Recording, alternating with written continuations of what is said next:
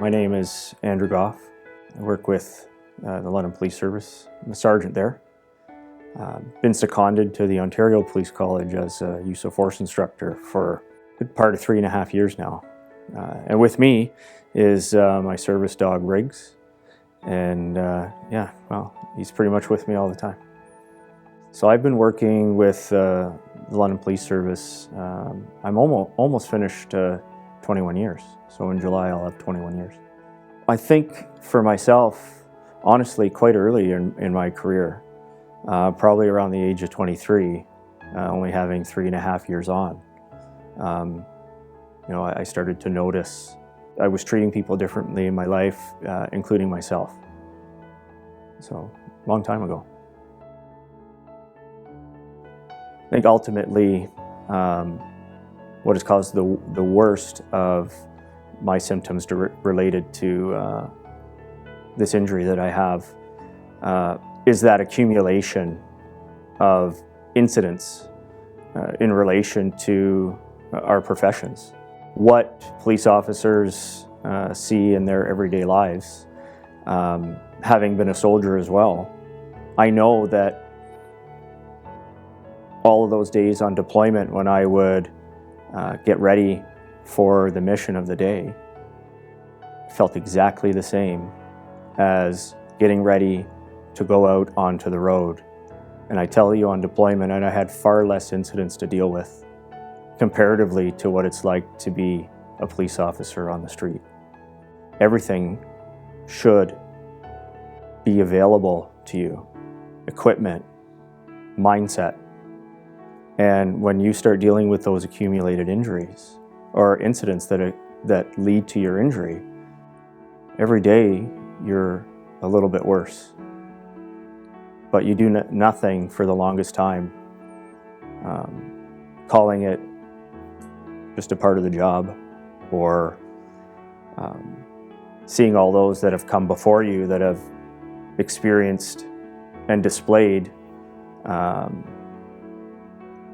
symptoms that, that's what happens to me. This is the life of a police officer. But it wasn't the life that I started the job out with. So it was definitely cumulative. Not to say that there weren't very specific moments that affect my memory. Those are the ones, though, that when you're going and jumping from call to call, that you never fully have closure to. Because you can be at a school dealing with something very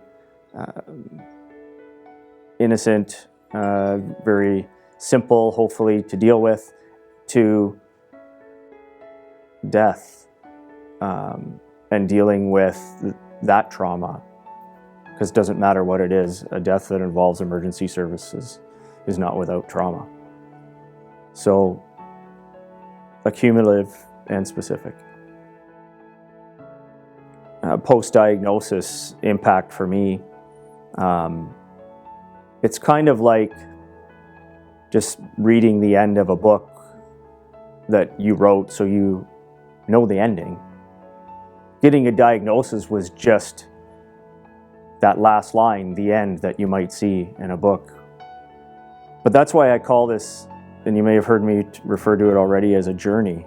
Because now, after receiving that diagnosis, it was like starting over again. I'm not talking about rebirth or being reborn, and I'm just saying that it gave me a reference point now to better understand what I was going through, and thankfully there was enough people that cared about me in my life and had done some work on how to move people through this journey, that I had a lot of support. Not without its challenges. I was still, I was an alcoholic. I needed to deal with a lot of those traumas, but I had a starting point. And it's still going on, and I'm, I think, 4 years post-diagnosis. I had a call with my psychiatrist today. I see a trauma therapist every 2 weeks. Coming in for this interview, I was a wreck because I don't live in the city, and having to come downtown, like, it was not a pleasant thing for me. But this is important. I don't get very good sleep. I have strained relationships with my family. But working on it is what's key, and understanding and education, in hopes that there's not too many people in the future sitting in a chair like this speaking to you. A lot of it came from the military side.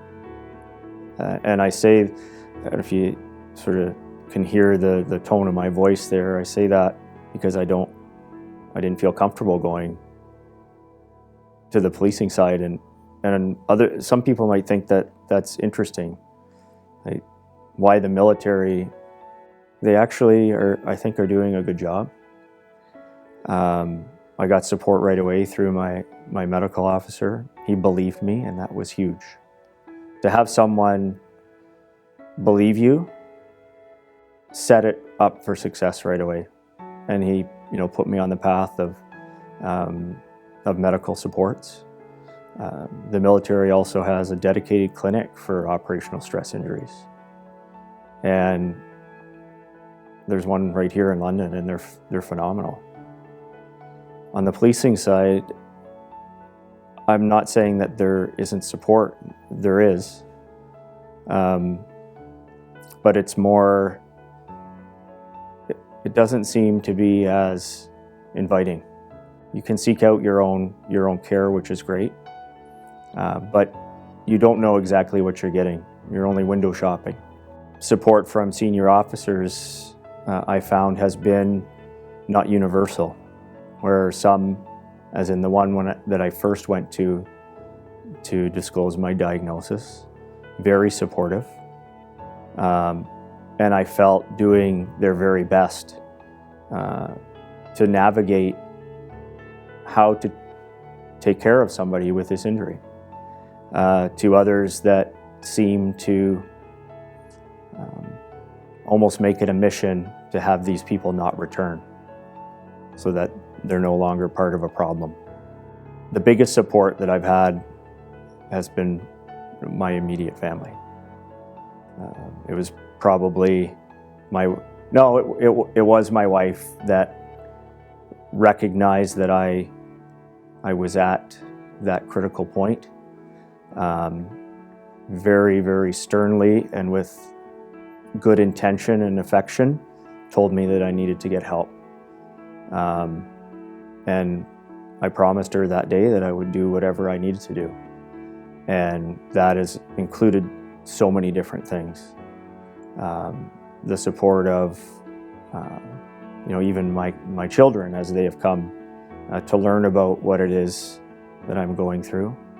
And honestly, being public about it, it's been easier to have people understand, even as you work through the community. So it hasn't been awesome, but it's been okay. So the way I manage my injury now, it's definitely an approach from multiple angles. I never seem to get exactly what I need from just one thing. And some of the things that I had hesitation with, I now advocate for others to consider, such as medication. For a lot of people, there's an aversion to want to take it, whether it's stigma or there's side effects for sure, and it isn't always as sciencey as you might hope. Other things such as trauma therapy with professionals, I've gone on PTSD retreats. That was, I think, honestly, one of the first large impacts I had to my getting better and moving through my journey. Being able to very loudly speak about what it is that has affected me. Learning that we don't measure our trauma. Just because something I have seen may be worse than what you believe you have seen, or the other way around. That makes no difference. It's how it affects us, which leads also into living without judgment. I find in the policing profession that this is one of the largest things that may prohibit us from getting help, is we always seem to be measuring ourselves. It's within the culture. Statistics, how many charges did you lay? And we're always measuring on the experience of our peers. So it helped me change my attitude, which has then allowed me to build up a great tribe of people that I trust in my life, which then compounds into learning all of the other things that can help manage, such as meditation, right? Such as my service dog here. I never would have thought of it if I hadn't have met a gentleman with a service dog, speak to him about how it's changed and affected his life, and then go through the process of getting rigs here on my own. And that's huge for me, because he comes with me everywhere. Quite honestly, I was going to end my life, and I was going to drive in front of a transport truck. And I have rigs with me all the time, especially when I'm driving, because it still pops into my mind sometimes, and I would never do that because I just love them so much. Yeah, sorry. No, we're gonna go there. Yeah. After I got home, when the drinking just became more than anyone around me should have put up with, including myself. I didn't get the same education that the young officers are getting now about mental health, and it's a good first step. The things that police officers do and what we see every day is not normal. And we will, and we have to, respond to things that no other person will.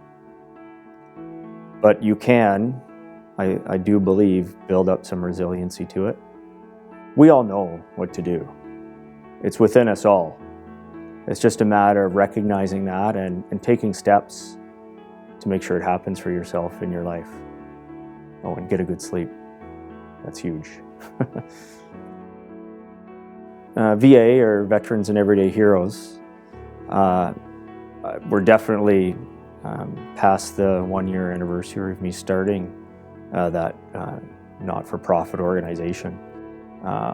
It's national. I've done things in every province. And a large part of that also was, trying to help raise money for service dogs. Having one myself and knowing how much rigs saved my life, knowing that there aren't that many out there and there's quite a cost to them, felt like something that I needed to do.